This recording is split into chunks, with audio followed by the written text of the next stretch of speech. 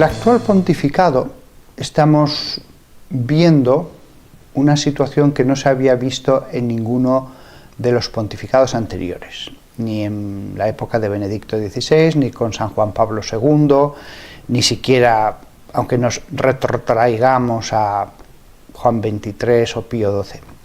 Y es que hay no pocos católicos que acusan al Papa de ser hereje. Me estoy refiriendo a blogs, a católicos ultratradicionalistas, gente de ese tipo. Hay gente que puede estar descontenta o más contenta, pero el problema es que hay un pequeñísimo tanto por ciento de creadores de opinión que están acusando al Papa de ser hereje. Bien, el Papa, por definición, no puede ser hereje. Cualquiera podemos ser hereje.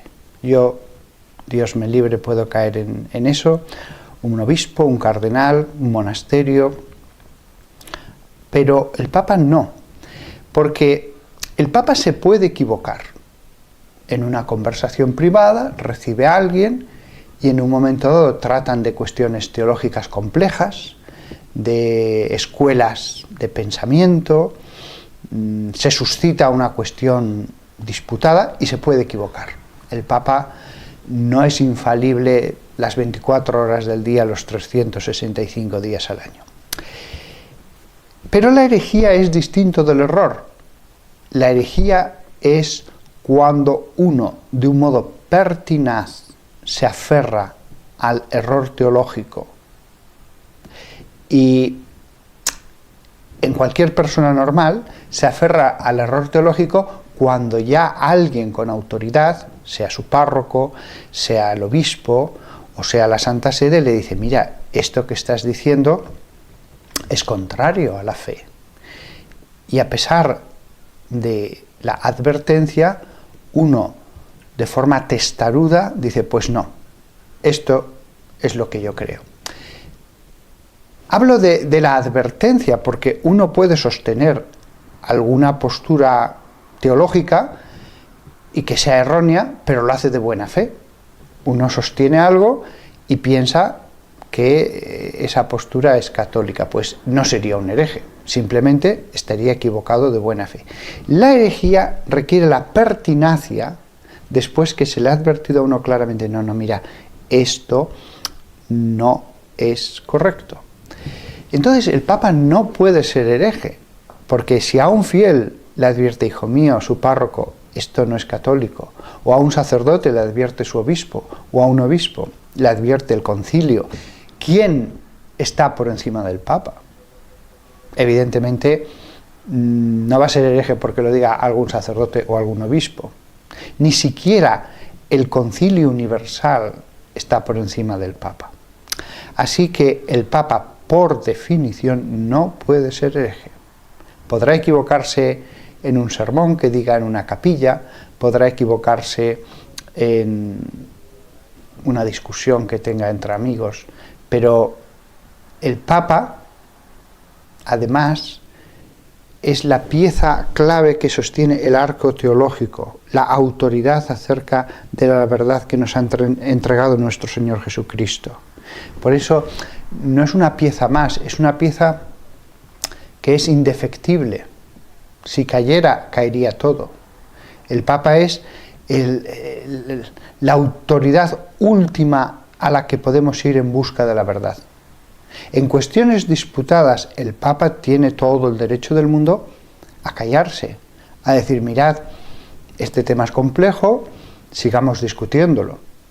Pero una vez que el Papa, en una encíclica, nos enseñe algo, eso ya es un texto magisterial. Ya no hace falta que haga algo muchísimo más solemne como una declaración ex cátedra. En la declaración ex cátedra tenemos la plena seguridad que nos da la Santa Iglesia Católica de que el Papa no podrá equivocarse. Pero eso se usa poquísimas veces a lo largo de la historia. La enseñanza de los maestros de la fe que son los sucesores de Pedro, normalmente se da a través de documentos magisteriales, por ejemplo las encíclicas. Con lo cual, cuando algunos dicen el Papa es un hereje, en el fondo ellos mismos se están constituyendo en autoridad, cuando no son autoridad. Cuando alguien que escribe en un blog o en un artículo de opinión en un periódico o un presentador en la televisión acusa al Papa de herejía, él mismo, ese laico, está constituyéndose en juez, cuando él no es juez. Entonces, eso sí que es un gran error.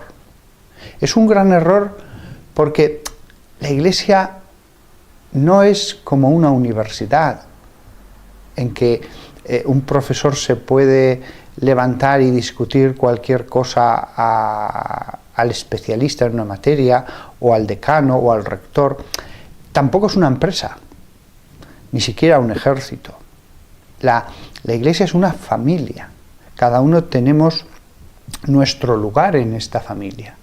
Unos son niños pequeños, otros son padres, otros son abuelos. El Papa es el gran patriarca, es el abuelo, el bisabuelo, el tatarabuelo, como lo queramos ver, que preside en la mesa a esa familia. Y las cosas hay que discutirlas con tranquilidad, hay que discutirlas con amor.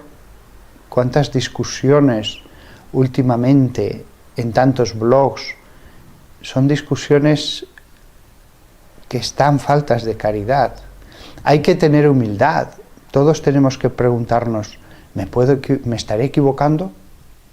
O sea, cuando yo me aferro a, no digo el credo, el magisterio de la Iglesia, estoy en la verdad.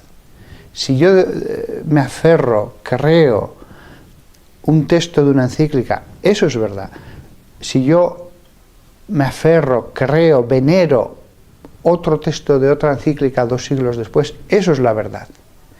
Y todas en conjunto conforman el magisterio, que significa enseñanza, el magisterio íntegro, como un coro de todos los papas, y el magisterio episcopal como un coro de todos los obispos. Ahora y en los siglos pasados es la expresión de la verdad acerca de Dios y de las cosas de Dios. Lo que es un error es cuando alguien, sobre todo si no sabe teología, un laico que ha leído unas cuantas cosas en internet y se pone a opinar en su blog, y algunos pueden tener muchos seguidores, porque cuantas más barbaridades y más radicalismo hay, pues a veces más éxito hay. Lo que no puede ser es que uno que escribe en un blog tome estas frases de una encíclica del siglo XVIII y estas otras de una encíclica de principios del siglo XX y las contraponga. Podríamos hacer lo mismo con la Biblia.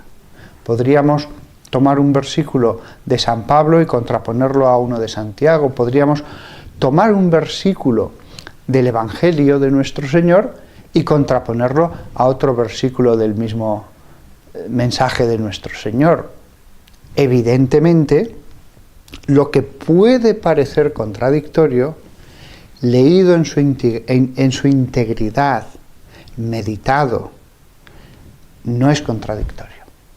En un momento dado, la Iglesia, para defender la verdad, pues pidió mucho a los católicos, a sus hijos, que no se mezclaran para nada con los herejes en cuestiones de oración, litúrgicas, etc. De ningún modo querían los sucesores de los apóstoles que los católicos empezaran a hacer actos litúrgicos mezclados con los pastores protestantes, porque entendieron que en ese momento el fuego del error había que cortarlo.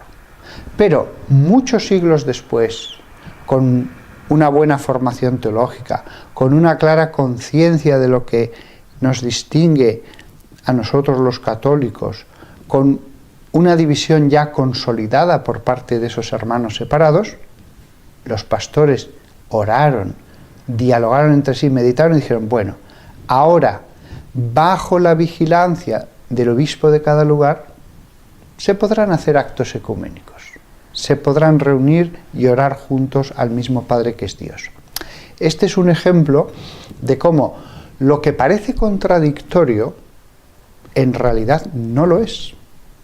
La fe no va a cambiar nunca, es siempre lo mismo. Dios es uno y trino, eso no va a cambiar nunca.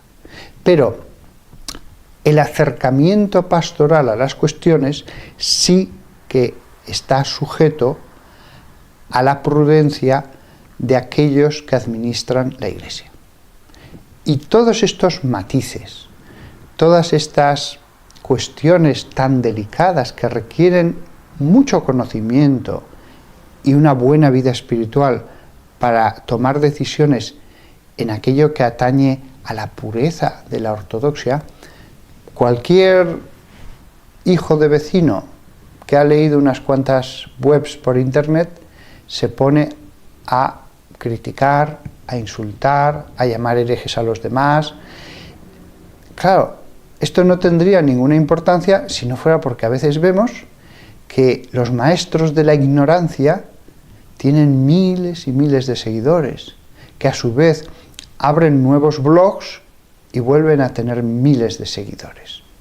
Entonces, los pastores tenemos que decir, ojo, el oficio de maestros en la Iglesia es un oficio que no se autoproclama cada uno cuando quiere y se pone allí a dar golpes teológicos a diestro y siniestro. No, es una función eclesial.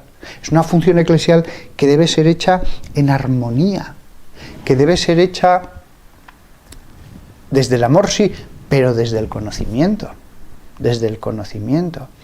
Y después, si hay alguna duda acerca del amor y el conocimiento, desde luego, los que tienen la misión de ser pastores en la Iglesia y por lo tanto de regir, son aquellos constituidos en jerarquía dentro de la Iglesia. Por lo tanto, un hijo de la Iglesia, un simple laico, no puede criticar, oponerse, sembrar cizaña, expandir la división, por más que contra su obispo o contra los cardenales o contra el Papa, por más que él esté convencido de que eso es así. Si lo hace, tendrá que dar cuentas a Dios. ¿Cuántos hay que, creyendo defender la ortodoxia en la Iglesia, lo que están haciendo es sembrar la división? Sembrar la división.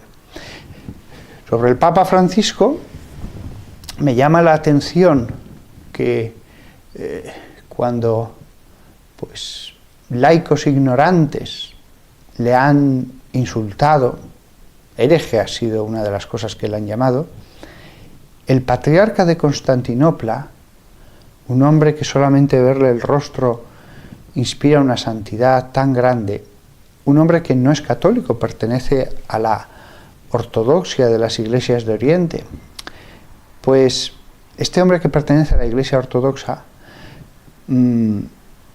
ha salido por escrito en defensa del Papa de la Iglesia Católica. Un hombre que se alimenta de los santos padres. Un hombre que, como todos los ortodoxos, tiene como una de sus mayores galas no separarse de la tradición de los padres de los primeros siglos de la Iglesia. La Iglesia ortodoxa tiene como gala no separarse del tesoro recibido por aquellos santos, obispos, místicos, escritores que hubo. Y él ha salido en defensa.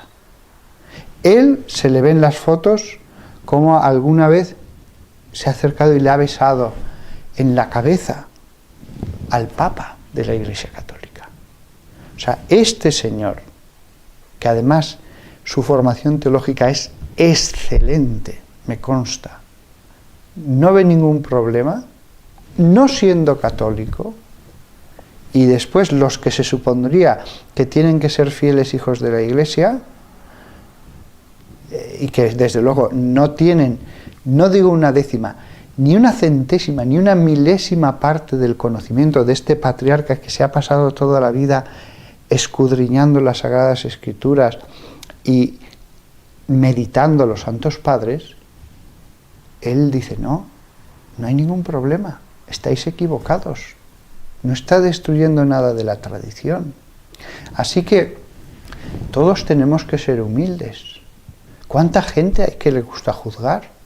Cuando los hombres santos lo último que deseaban era juzgar, porque tenían muy buen conocimiento de sus limitaciones. Y ellos, los que de verdad eran los más adecuados para juzgar, no querían juzgar, y el ignorante es precisamente el más audaz. Así que aceptemos el magisterio de la Iglesia.